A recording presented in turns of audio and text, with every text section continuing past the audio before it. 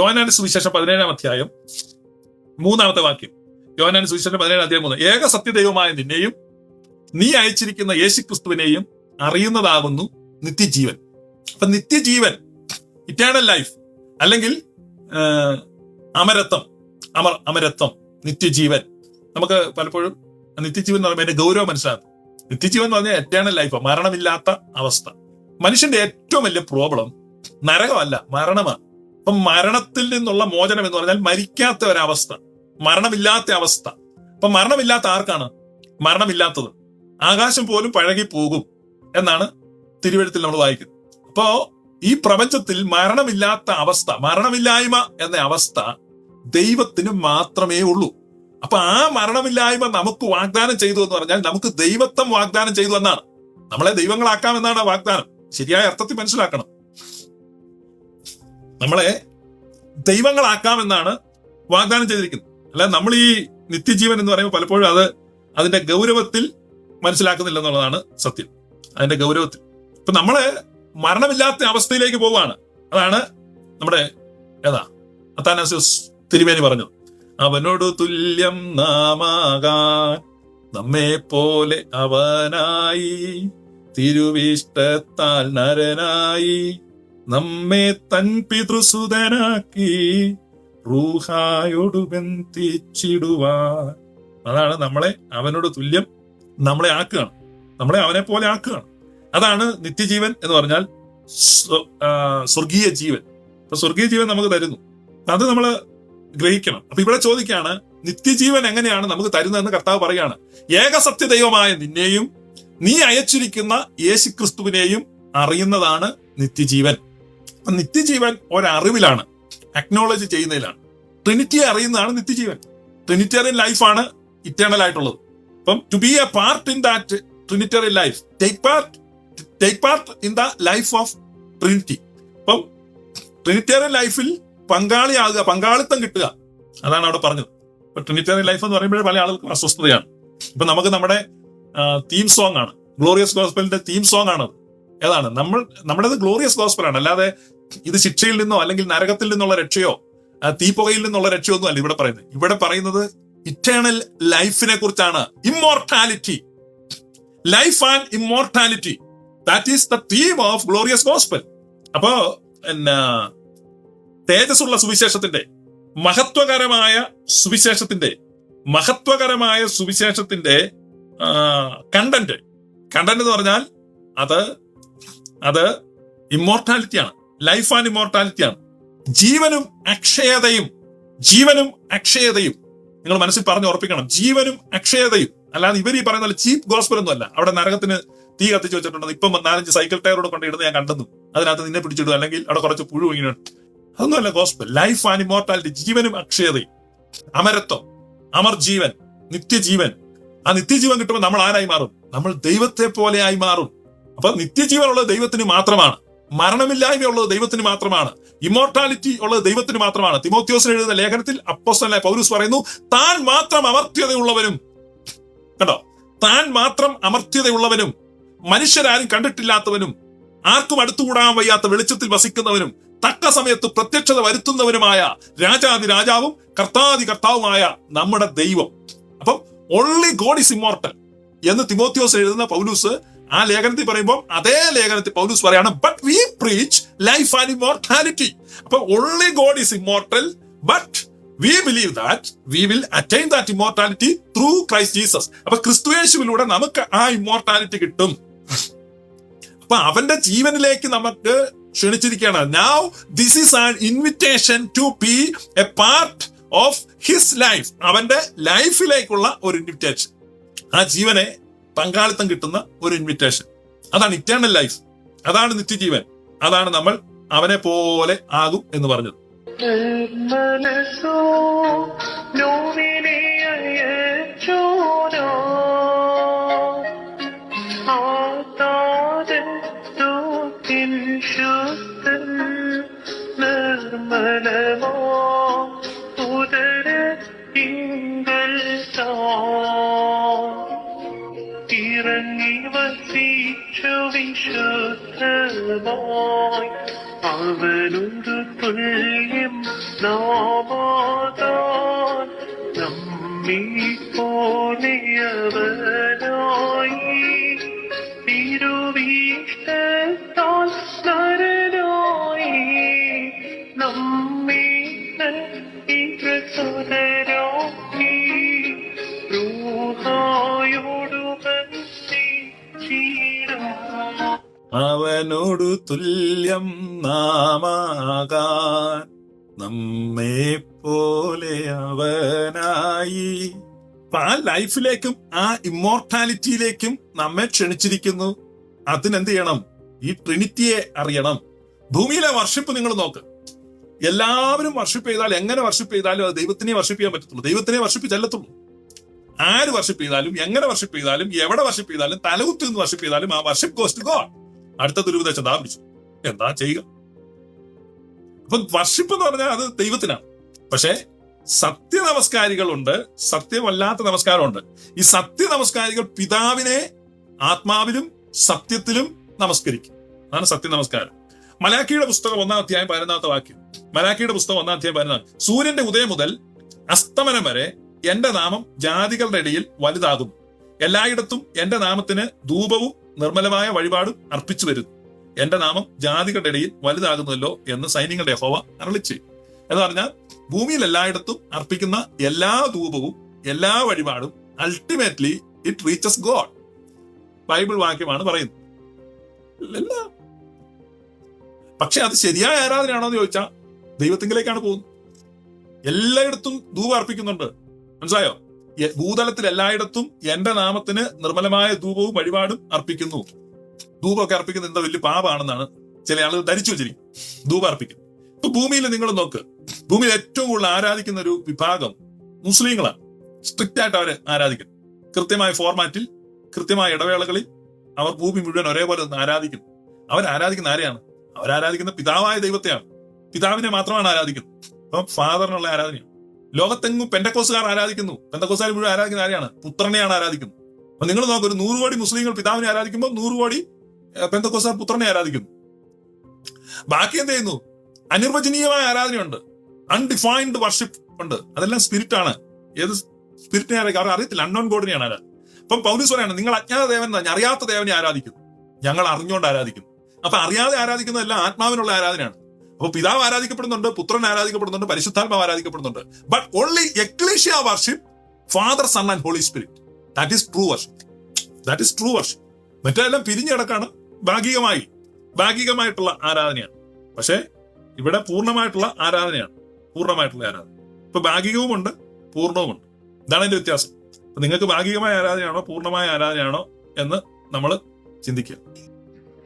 ഭാഗികമായി ദൃഷ്ടാന്തത്തിൽ നീതിന്മാർമൂലം ഓർവിരതാതനുടായി താതൻ പൂർവം സാക്ഷിച്ചോ നമ്മോടിന്നീ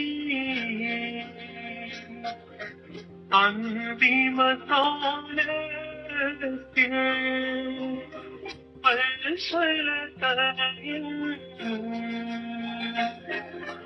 വഴിയായി സാക്ഷിച്ചോ അവകാശികൾ മൂലം താൻ നിർമ്മിതമായി ലോകം വിരലിൻ ഗുഹയിൽ ജാതം ചെയ്തോനവനല്ലോ. ഹല്ലേലൂയ,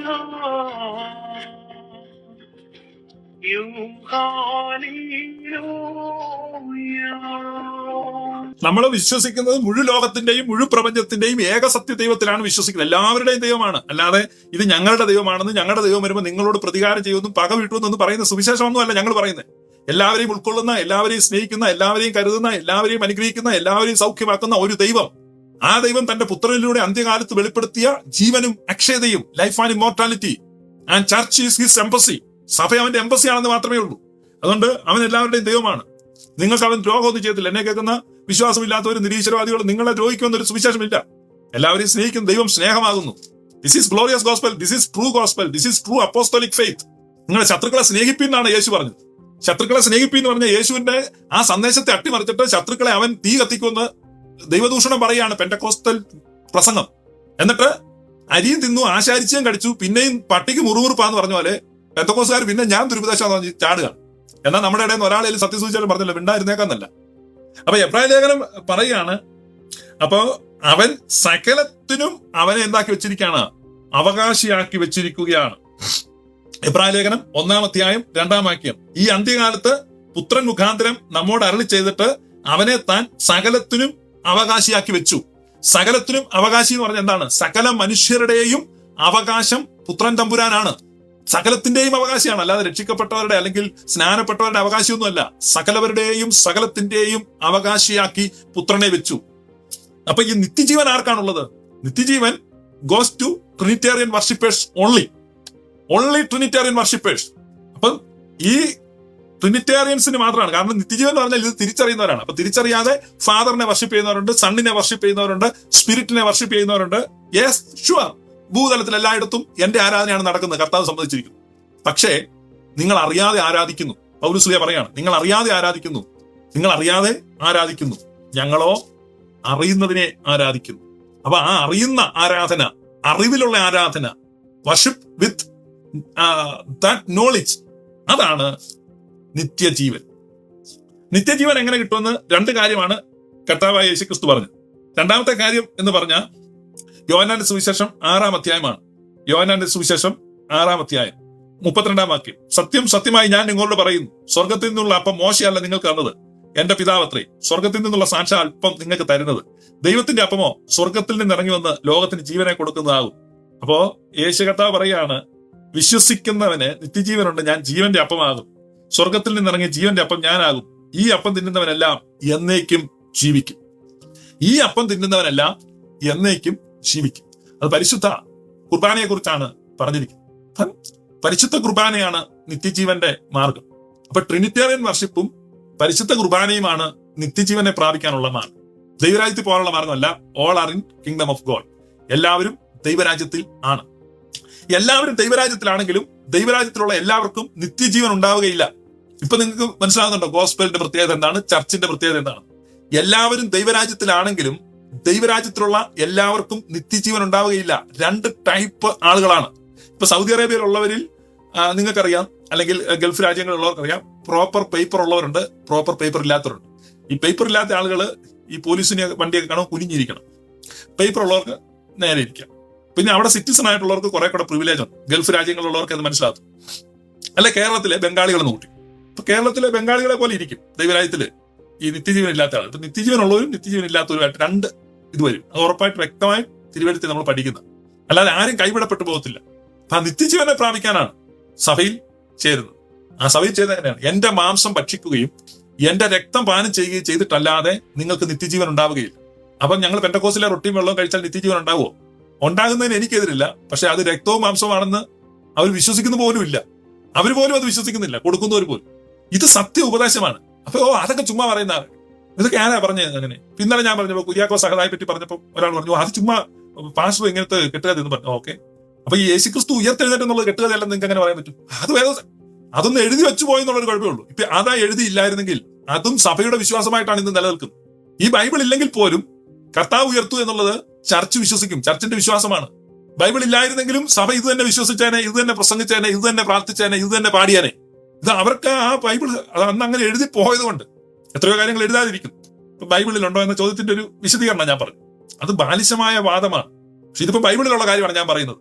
യേശുക്രിസ്തു പറയുന്നു, സത്യം സത്യമായി ഞാൻ നിങ്ങളോട് പറയുന്നു, മനുഷ്യപുത്രന്റെ മാംസം തിന്നാതെയും അവന്റെ രക്തം കുടിക്കാതെയും ഇരിക്കുന്നവർ അവർക്ക് നിത്യജീവൻ ഉണ്ടാവുകയില്ല. ഞാനല്ല പറഞ്ഞത്, യേശു കർത്താവാണ്. എന്നിട്ട് അവസാനത്തെ അത്താഴ നാളിൽ അവൻ അപ്പം എടുത്ത് സ്തോത്രം ചൊല്ലി വിഭജിച്ച് തന്റെ ശിഷ്യന്മാർ കൊടുത്തിട്ട് പറഞ്ഞു, വാങ്ങി ഭക്ഷിച്ചുകൊള്ളുവീൻ, ഇത് എന്റെ ശരീരം ആകുന്നു. ഇതിനെപ്പോലും വിശ്വസിക്കാൻ കഴിയാത്ത അത്ര അധമമായ അവസ്ഥയിൽ നിൽക്കുന്ന അവരാണ് ഞാൻ ദുരുപദേശം പറയുന്നത്. കർത്താവ് വിശ്വസിക്കുക നേരിട്ട് അരുളി ചെയ്ത കാര്യത്തിൽ പോലും ഇവർക്ക് വിശ്വാസമില്ല. അപ്പോ കർത്താവ് ഈ അപ്പം എടുത്ത് സ്തോത്രം ചൊല്ലി തന്റെ ശിഷ്യന്മാർക്ക് കൊടുത്തു. ഒത്തിരി പേർക്ക് ഒരു ധാരണയുണ്ട് ഇത് ക്രൂശീകരണവുമായിട്ട് ബന്ധപ്പെട്ടാണ് ഈ കുർബാന നിൽക്കുന്നത്. ഒരിക്കലും അല്ല. It is so evident. കാരണം കർത്താവ് കുരിശിൽ മരിക്കുന്നതിന് പോയിട്ട് ദേഹത്തൊരു മുറിവുണ്ടാകുന്നതിന് മുമ്പാണ് ഈ അപ്പം എടുത്ത് സ്തോത്രം ചൊല്ലി ശിഷ്യന്മാർക്ക് കൊടുത്തു. ക്രൂശീകരണം കഴിഞ്ഞായിരുന്നു ഈ കുർബാന സ്ഥാപിച്ചിരുന്നെങ്കിൽ അത് എൻ്റയർലി ഡിഫറെന്റ് സംഭവമായി മാറിയാൽ. കർത്താവ് ക്രൂശിക്കപ്പെട്ടിട്ടൊന്നുമില്ല, കർത്താവ് പിടിക്കപ്പെട്ടിട്ട് പോലുമില്ല. ഒറ്റിക്കൊടുക്കാനുള്ളവൻ അങ്ങോട്ട് പോയിട്ടേ ഉള്ളൂ, ഒന്നും എങ്ങനെ എത്തിയിട്ടില്ല. അതിനു മുമ്പ് കർത്താവ് എന്ത് ചെയ്തു? അപ്പം എടുത്ത് സ്തോത്രം ചൊല്ലി നുറുക്കി തന്റെ ശിഷ്യന്മാർക്ക് കൊടുത്തു. അപ്പം ക്രൂശീകരണത്തിന് മുമ്പാണ് കുർബാനയെ സ്ഥാപിച്ചത്. അത് വളരെ ചിന്തിക്കേണ്ട കാര്യമാണ്. അപ്പൊ അതതിന്റെ ശ്രേഷ്ഠത. It is A mystery. അതൊരു രഹസ്യമാണ്. അല്ലാതെ അത് മാംസമാകുമോ, അത് രക്തമാകുമോ എന്നൊക്കെ ചോദിച്ചു വ്യാഖ്യാനിക്കുന്നത്. അവന്റെ ശരീരം അതേപടി ഇരിക്കുമ്പോൾ ഒരു മുറിവ് പോലും ഏൽക്കുന്നതിന് മുമ്പാണ് ഇത് മുറിച്ചു കൊടുത്തു. ഇത് എന്റെ ശരീരമാകുന്നു. ബ്രെഡാണ് കൊടുത്തത്. സബ്സ്റ്റൻസ് സെയിം ആണ്, അല്ലാതെ ആ സബ്സ്റ്റൻസ് അങ്ങോട്ട് മാറി അത് മാംസമായിട്ട് ഇങ്ങനെ കൊടുക്കും. അവരാരും സംശയം ചോദിച്ചില്ല. സബ്സ്റ്റൻസ് മാറുന്നതല്ല, എസൻസ് മാറും. Substance same ah, substance remain same, but essence change into his flesh and blood. Yeshu കർത്താവിനെ കാണുമ്പോൾ അവൻ മനുഷ്യനായിരുന്നു, അല്ലെ? അവനെ കാണുമ്പോൾ മനുഷ്യനായിരുന്നു, പക്ഷെ അവൻ ദൈവമായിരുന്നു. യേശുവിനെ കാണുമ്പോൾ എന്താണ്? അവൻ മനുഷ്യനാണ്, പക്ഷെ അവൻ ആരാണ്? ദൈവമാണ്. അവൻ മനുഷ്യനാണ്. നമ്മൾ കാണുന്ന താണ്ട് ഒരു മനുഷ്യൻ നടന്നു വരുന്നു, പക്ഷേ വിശ്വാസത്തിൽ മാത്രമേ അവനെ ദൈവമായി കാണാൻ കഴിയത്തുള്ളൂ. അതുപോലെ സുറിയാനി സഭയിൽ പരിശുദ്ധ കുർബാന നിങ്ങൾക്ക് കിട്ടുമ്പോൾ അത് അപ്പമാണ്, പക്ഷേ അത് അവന്റെ മാംസമാണ്. അതാണ് വിശ്വാസം, അതാണ് മിസ്റ്ററി എന്ന് പറഞ്ഞാൽ. 5 ഇന്ദ്രിയങ്ങൾ കൊണ്ട് ഇതിനെ മാംസമാണെന്നും രക്തമാണെന്നും ഗ്രഹിക്കാൻ കഴിയത്തില്ല. 5 ഇന്ദ്രിയങ്ങൾ കൊണ്ട് നമ്മൾ നോക്കുമ്പോൾ അത് മനുഷ്യനാണ്. മൂക്കുണ്ട്, കണ്ണുണ്ട്, ചെവിയുണ്ട്, തലമുടിയുണ്ട്, താടിയുണ്ട്, ഉടുപ്പുണ്ട്. ആ ഒരു മനുഷ്യൻ. വിശ്വാസത്താൽ അത് ദൈവമാണ്. ദൈവമല്ല. വിശ്വാസം എന്ന് പറഞ്ഞാൽ ഒരു സെൻസാണ്, ഒരു ഇന്ദ്രിയമാണ്. It's a God given gift. അതാണ് സഭ വിശ്വസിക്കുന്നത്. അതെന്താണ്? പരിശുദ്ധ ഇഗ്നേഷ്യസ് ന്യൂറോന പറഞ്ഞു, this is the medicine of immortality. ഇത് അമരത്വത്തിനുള്ള ഔഷധമാണ് പരിശുദ്ധ കുർബാന. ആരാണ് ഇഗ്നേഷ്യസ് ന്യൂറോനോ എന്ന് നിങ്ങൾക്കറിയാം. ഞാൻ പല പ്രാവശ്യം പറഞ്ഞിട്ടുണ്ട്. യേശു തമ്പുരാൻ കൈകളിലെടുത്ത് അനുഗ്രഹിച്ച ശിശുക്കളിൽ ഒരാളാണ്. മുതിർന്നപ്പോൾ അന്ത്യോക്യയിലെ 3-ാം പത്രീർക്കീസായി മാറി, റോമിൽ വെച്ച് രക്തസാക്ഷിയായി മാറി. അദ്ദേഹം സഭയ്ക്ക് 7 കത്തുകൾ അയച്ചിട്ടുണ്ട്. ആ ഇഗ്നേഷ്യസ് ന്യൂറോനോ. ഇഗ്നേഷ്യസ് തെയോഫിറോസ് എന്നൊരു പേരുണ്ട്. തീക്കെടുത്ത ഇഗ്നേത്യോസ് എന്ന ഒരു വിശേഷണമുണ്ട്. അത്രമാത്രം നിശ്ചയദാർഢ്യത്തോടെ കർത്താവിന് വേണ്ടി നിന്നതാണ്. അദ്ദേഹം അപ്പോസ്തലനായ യോഹന്നാന്റെ നേർ ശിഷ്യനായിരുന്നു. യോഹന്നാൻ ശ്ലീഹായുടെ നേർ ശിഷ്യനാണ്. അപ്പൊ യോഹന്നാൻ ശ്ലീഹ എഴുതിയ ഈ സുവിശേഷം തെറ്റായി വികലമായി പലരും വ്യാഖ്യാനിക്കുന്നുണ്ട്. ഞാൻ സാക്ഷാൽ ജീവന്റെ അപ്പമാണെന്ന് പറഞ്ഞാൽ അതിന്റെ അർത്ഥം അതല്ല, അതിന്റെ അർത്ഥം വേറെയാണെന്ന് ഒരു പാസ്റ്റർ വ്യാഖ്യാനിച്ച് എനിക്ക് ഒരാൾ മെസ്സേജ് അയച്ചു. ഞാൻ ഈ പാസ്റ്റർ പറഞ്ഞ് വിശ്വസിക്കണോ, യോഹന്നാന്റെ നേർ ശിഷ്യനായ ഇഗ്നേത്യോസ് പറഞ്ഞ് വിശ്വസിക്കണം? യോഹന്നാന്റെ നേർ ശിഷ്യനായ ഇഗ്നാത്യോസ് പറയുന്നു, ഈ പരിശുദ്ധ കുർബാനയാണ് this is the medicine of immortality. ഇതാണ് അമരത്വത്തിനുള്ള ഔഷധം. ഞാൻ ഇഗ്നാത്യോസ് പറഞ്ഞ് വിശ്വസിക്കണോ, ചാക്കോപ്പാസ് പറഞ്ഞ് വിശ്വസിക്കണം? നിങ്ങൾ പറ. നിങ്ങൾ എന്നെ ധർമ്മസങ്കടത്തിലാക്കരുത്. ഇഗ്നാത്യോസ് പറഞ്ഞ് വിശ്വസിച്ചാൽ ഞാൻ ദുരുപദേശിയായി. ചാക്കോച്ചൻ പറഞ്ഞ് വിശ്വസിക്കാമെങ്കിൽ ഞാൻ നല്ല ഉപദേശിയായി. എനിക്ക് നല്ല ഉപദേശി ആകണ്ട, എനിക്ക് ദുരുപദേശി ആയാൽ മതി. എനിക്ക് നല്ല ഉപദേശി ആകണ്ട, എനിക്ക് നല്ല ഉപദേശി ആകണ്ട, എനിക്ക് ദുരുപദേശി ആയാൽ മതി. നിങ്ങൾക്ക് എന്താണ്? ദുരുപദേശി ആകണോ, നല്ല ഉപദേശിയാണോ? സത്യം സത്യമായി ഞാൻ നിന്നോട്. അപ്പം നിത്യജീവൻ എന്ന് പറഞ്ഞാൽ ഈ 2 കാര്യത്തിലാണ് നിത്യജീവൻ ഇരിക്കുന്നത്. നിത്യജീവൻ എവിടെ ഇരിക്കുന്നത്? നിത്യജീവൻ ട്രിനിറ്റേറിയൻ വർഷിപ്പിലും പരിശുദ്ധ കുർബാനയിലും. ഇതാണ് നമ്മുടെ ചിന്ത. നിങ്ങൾക്ക് മനസ്സിലായി കാണും എന്ന് വിശ്വസിക്കുന്നു. Trinitarian life, Trinitarian worship and participation in Holy Eucharist. അപ്പം പരിശുദ്ധ കുർബാനയിൽ പങ്കെടുക്കാൻ ഭാഗ്യം കിട്ടിയ നിങ്ങൾ ഓരോരുത്തരും എത്ര ധന്യരാണ്. ഞങ്ങളെ പോലുള്ളവർക്കൊന്നും അതിനുള്ള ഭാഗ്യമില്ല. ഞങ്ങൾ നിങ്ങളോട് പറയുന്നു, ദാറ്റ് ഈസ് നിങ്ങളുടെ അനുഗ്രഹമാണ്, ഭാഗ്യമാണ്, ധന്യതയാണ്.